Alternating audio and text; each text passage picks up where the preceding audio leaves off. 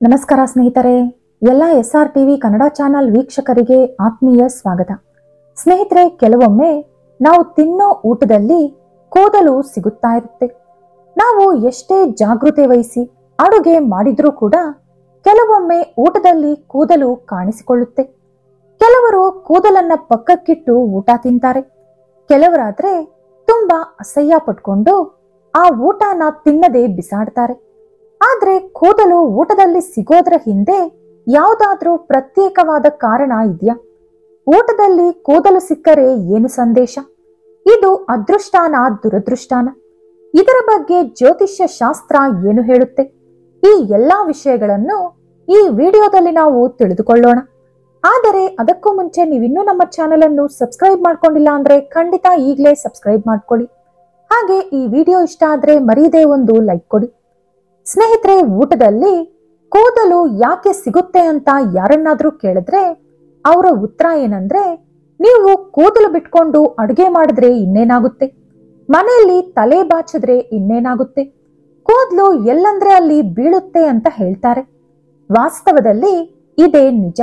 ಆದ್ರೆ ಕೆಲವೊಮ್ಮೆ ನಾವು ಹೊರಗಡೆ ಕೂದಲು ಬಾಚ್ಕೊಂಡು ಬಂದು ಮುಡಿ ಹಾಕೊಂಡು ಅಡುಗೆ ಮಾಡಿದ್ರೂ ಕೂಡ ಆಗಾಗ ಊಟದಲ್ಲಿ ಕೂದಲು ಸಿಗ್ತಾ ಇರುತ್ತೆ. ಇದಕ್ಕೆ ಜ್ಯೋತಿಷ್ಯ ಶಾಸ್ತ್ರ ಕೆಲವು ಕಾರಣಗಳನ್ನು ಕೊಟ್ಟಿದೆ. ಆ ಕಾರಣಗಳನ್ನು ತಿಳ್ಕೊಳ್ಳೋಕ್ಕೂ ಮುಂಚೆ ವೈದ್ಯರು ಹೇಳುವಂತ ವಿಷಯನ ಕೂಡ ತಿಳ್ಕೊಳ್ಳೋಣ.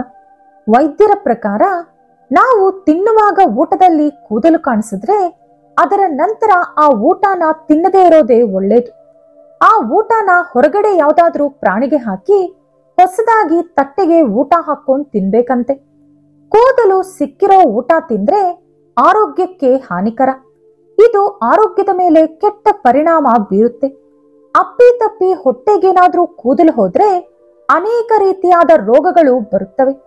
ವೈದ್ಯರ ಪ್ರಕಾರ ಕೂದಲಿನಲ್ಲಿ ಒಂದು ರೀತಿಯಾದ ಬ್ಯಾಕ್ಟೀರಿಯಾ ಇರುತ್ತೆ. ಕೂದಲು ಸಿಕ್ಕಿರುವಂತ ಊಟ ತಿಂದ್ರೆ ಆ ಬ್ಯಾಕ್ಟೀರಿಯಾ ಹೊಟ್ಟೆಯೊಳಗೆ ಹೋಗಿ ಅನೇಕ ರೀತಿಯಲ್ಲಿ ನಮಗೆ ಹಾನಿ ಉಂಟು ಮಾಡುತ್ತೆ. ಇನ್ನು ಜ್ಯೋತಿಷ್ಯ ಶಾಸ್ತ್ರದ ಪ್ರಕಾರ ಊಟದಲ್ಲಿ ಪದೇ ಪದೇ ಕೂದಲು ಸಿಗುವುದು ಅಶುಭದ ಸಂಕೇತ. ಯಾವಾಗ್ಲೂ ಒಂದು ಸಲ ಊಟದಲ್ಲಿ ಕೂದಲು ಬಂದ್ರೆ ಅದು ನಾರ್ಮಲ್. ಯಾಕಂದ್ರೆ ಕೂದಲು ಆಚೆ ಬಾಚಿದ್ರೂ ಕೂಡ ಗಾಳಿಗೆ ಒಮ್ಮೊಮ್ಮೆ ಹಾರ್ಕೊಂಡು ಬಂದು ಊಟದಲ್ಲಿ ಬೀಳುತ್ತೆ. ಆದ್ರೆ ಒಂದೇ ವ್ಯಕ್ತಿಗೆ ಪದೇ ಪದೇ ತಿನ್ನುವಾಗ ಊಟದಲ್ಲಿ ಕೂದಲು ಸಿಕ್ಕರೆ ಅದು ಪಿತೃದೋಷದ ಸಂಕೇತ. ಅದರಲ್ಲೂ ಮುಖ್ಯವಾಗಿ ಕೂದಲು ಮನೆಯಲ್ಲಿ ಹೆಂಗಸರಿಗೆ ಊಟದಲ್ಲಿ ಸಿಕ್ಕರೆ ತೊಂದರೆ ಇಲ್ಲ. ಆದ್ರೆ ಗಂಡಸರಿಗೆ ಸಿಕ್ಕರೆ ಅವರು ಅವರ ಪೂರ್ವಿಕರ ಕೋಪಕ್ಕೆ ಗುರಿಯಾಗಿದ್ದಾರೆ ಅಂತ ಅರ್ಥ. ಇಂಥ ಸಂದರ್ಭದಲ್ಲಿ ಆ ವ್ಯಕ್ತಿ ಅನೇಕ ಸಮಸ್ಯೆಗಳನ್ನ ಎದುರಿಸಬೇಕಾಗುತ್ತೆ. ಅಂದ್ರೆ ಅನಾರೋಗ್ಯ ಸಮಸ್ಯೆಯಿಂದ ಹಿಡಿದು ಆರ್ಥಿಕ ಸಮಸ್ಯೆಯವರೆಗೂ ಎಲ್ಲಾ ಸಮಸ್ಯೆಗಳು ಆ ವ್ಯಕ್ತಿಗೆ ಶುರುವಾಗುತ್ತೆ. ಮನೆಯ ಯಜಮಾನನಿಗೆ ಈ ಸಮಸ್ಯೆಗಳು ಬಂದರೆ ಮನೆಯಲ್ಲಿರುವ ಎಲ್ಲಾ ಸದಸ್ಯರಿಗೂ ಕೂಡ ಸಮಸ್ಯೆ ಬಂದಂತೆ ಲೆಕ್ಕ.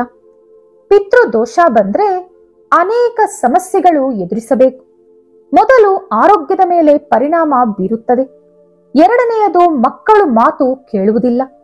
ಮೂರನೆಯದು ನಮ್ಮವರೇ ನಮಗೆ ಶತ್ರುಗಳಾಗುತ್ತಾರೆ. ನಾಲ್ಕನೆಯದು ಕೆಲಸ ಕಳೆದುಕೊಳ್ಳುತ್ತಾರೆ. ಐದನೆಯದು ಯಾವ ಕೆಲಸಕ್ಕೆ ಕೈ ಹಾಕಿದರೂ ಅಲ್ಲಿ ಸೋಲು ಮಾತ್ರವೇ ಇರುತ್ತದೆ. ಒಂದು ವೇಳೆ ನಿಮ್ಮ ಮನೆಯಲ್ಲೂ ಕೂಡ ನಿಮ್ಮ ಮನೆಯ ಯಜಮಾನನಿಗೆ ಪದೇ ಪದೇ ಊಟದಲ್ಲಿ ಕೂದಲು ಸಿಗುತ್ತಿದ್ದರೆ ಅದನ್ನು ಪಿತೃದೋಷದಂತೆ ಪರಿಗಣಿಸಬೇಕು.